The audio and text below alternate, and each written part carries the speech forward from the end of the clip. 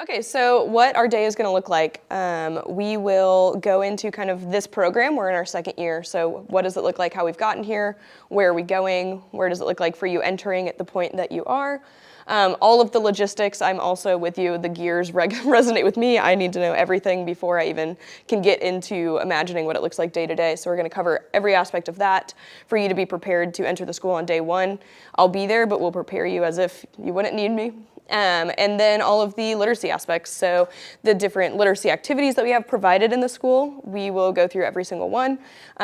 We talk a lot about emotional regulation. We'll talk about why that matters, especially within the realm of literacy, and how to be an impactful mentor. So what we ask of you, be open-handed. We are learning new things. It is a little silly when we're getting into some of those activities and you're not with a second or third grade student, but stay fully present. Take care of yourself as well, though. Present in the room as able, but bathrooms, water, whatever you need, and ask questions and be curious. So what's in your folder? I actually can't guarantee you that my business card's in all of them, and I'm sorry about that. But there's little books for keep sticker in all of them, and I can't guarantee that. So, but there's the volunteer agreement. That's what I'll need from you before you leave today. And then really the rest, this is just a big laundry list. It's all of the things that we're going to be going over. And so if they're not in your manual, I will show you where you can access them online to look at a later date.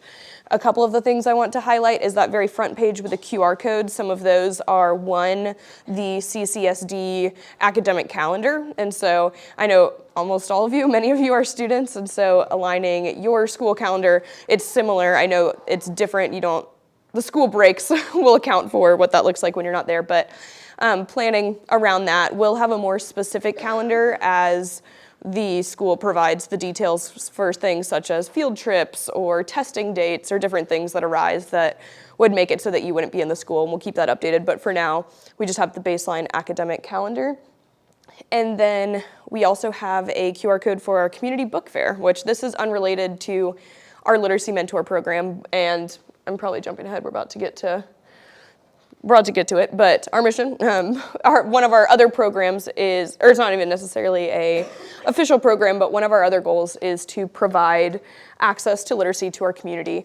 And so we do that by way of all year we get a lot of donated books, and in October we open up our warehouse for a community book fair where we invite anyone and everyone in. It's completely free. We realized during COVID that was more equitable and approachable for many people in our community. The limit is 100 books per person per day, so you'd be surprised how many teeter the line with that limit, but I just wanted to give you guys the information for that.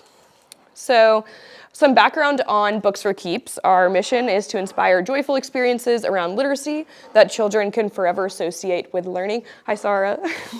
Welcome. So if you're already familiar with Books for Keeps, it may be that you're familiar with our Stop Summer Slide program. This is our largest scale. It is the program that we were founded on. It is in the spring, we go to 20 elementary schools, all of the Athens-Clarke elementary schools, all 14, and then a few nearby, and put on a huge free book fair. So kind of think Scholastic Book Fair is what you can imagine. But every student gets 12 brand new books that are also high interest. We know we do a lot of research and pride ourselves in the fact that we ask students what they want to read and are able to provide them, because research shows it's very simple, but if you're reading a book or if you have access to a book you want to read, you will read it much more likely than if it was a book you are not interested in. So we want to provide access that serves about 9,000 students total annually. So we also house Dolly Parton's Imagination Library for Clark County. If you're not familiar with that, it's a nationwide program, and it is targeted for children ages 0 to 5. And when you register for this program, it's completely free for all of the participants. You receive, the student or the child that is registered receives a brand new book each month until they turn 5. And so those are just age-appropriate books that are sent home to provide access, which partners well with our program of up until really 5 is when they're then in the school system and they're able to get those 12 books in a high concentration at the school. We also just have our bookmobile. We like to brag on this. This is something that we were able to put together, came together this past year, and it's just another way for us to distribute books into the community. Okay, so backstory on, those are all of the things that Books for Keeps has been doing and is known to do. Last year, we started this program in its first pilot year, and so kind of backstory on how we got there. We are officially calling it our Storytellers Literacy Mentor Program. We went through a branding aspect with that. The funding for this program comes by way of Creature Comforts Brewing Company right across the street. They have a philanthropic arm called Get Comfortable. And so previously, they've been doing this for a while. What they'd done is they had focus areas that they would provide more micro grants to service providers. And they decided they wanted to shift that kind of widespread into a more narrow focus and put together a steering committee that was designed to find what is one of the most pressing needs in our community right now that we could put all of these dollars towards.